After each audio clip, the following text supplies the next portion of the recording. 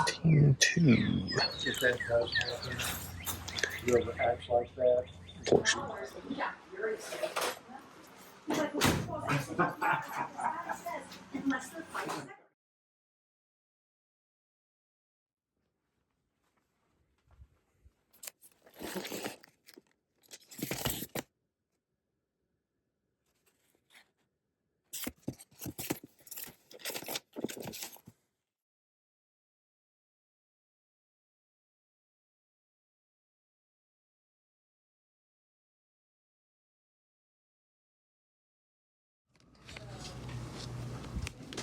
But by who?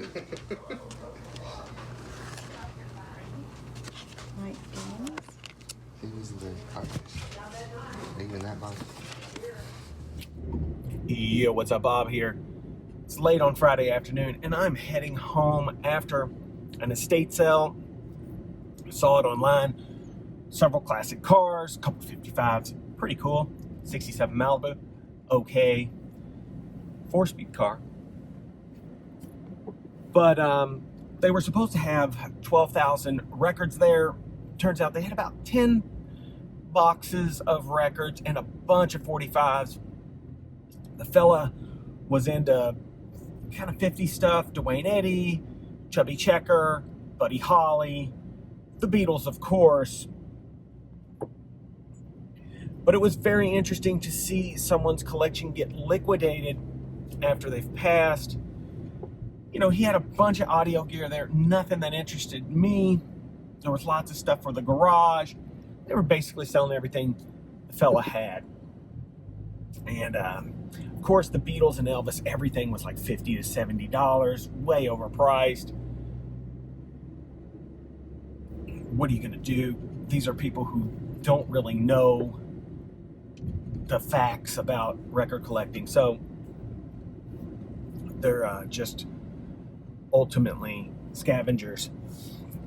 That said, I came in and checked everything out.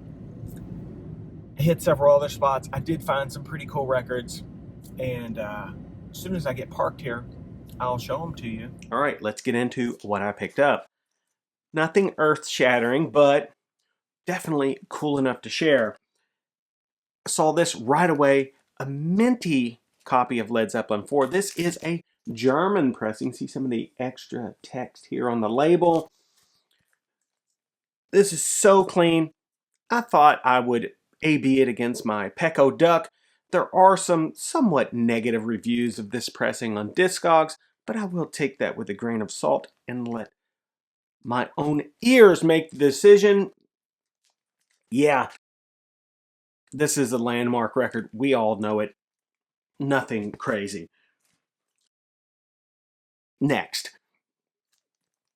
This is on EMI Stateside. James Gang Rides Again. One of my favorite records. Joe Walsh, legend to the guitar legends. This is really cool. On this black Stateside label. Super clean. I figured, why not? I'll check it out. It is a German pressing. Yeah, some German pressings hanging out in there.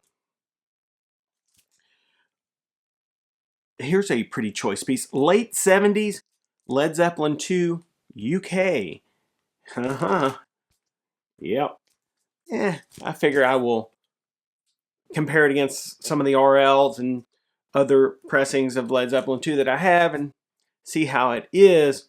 This one is probably VG at best, unlike this German Led Zeppelin 2 that was $10 and crazy clean. Let me pop it out and see if we can't capture some of the vinyl here. I mean, this thing is spotless. And so I figured $10, German pressing. Cover is not great, but the vinyl is perfect. So yeah, $10. I figured I'm not getting hurt on that. Worst case scenario, some of these things go to trade fodder for more expensive pieces that I may need for my collection. Here's one that I thought was super cool. It was $40. I was debating on whether or not to get it, but clearly the hammer fell on, yes, the Beatles' Rubber Soul. Some might say this is the Beatles' greatest record. That changes day to day for me. So this is fantastic. The UK version, which is what this is, double box Parlophone 76-ish, Harry Moss mastering, really good sounding. These are somewhat inexpensive pressings, but sonically very nice. This is a stereo. My other copy's a mono, so it's not too much of a redundancy. There is some differences. And of course, the UK version of this record has a different sequencing and even track listing than the US version. So definitely worth picking up if you see a UK of any kind. Yeah. There were some cool records at the estate sale.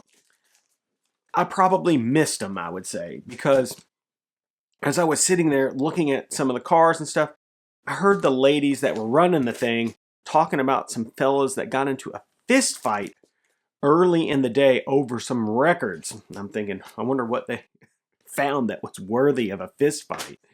Who knows? Anyway, yeah, a little stack of imported records. Not too bad. Like I said, I'm just going to check them out, see what they have to offer sonically, and if I don't think that they're worth keeping, they'll just go into my trade pile, and hopefully I can get something else really, really cool. So I guess the moral of the story is get to estate sales as early as you can. I had no choice but to wait till late in the afternoon. It started at 8, ended at 4. I got there around 3. So what are you going to do? All right. Till we meet again. That's right, folks. Bob out.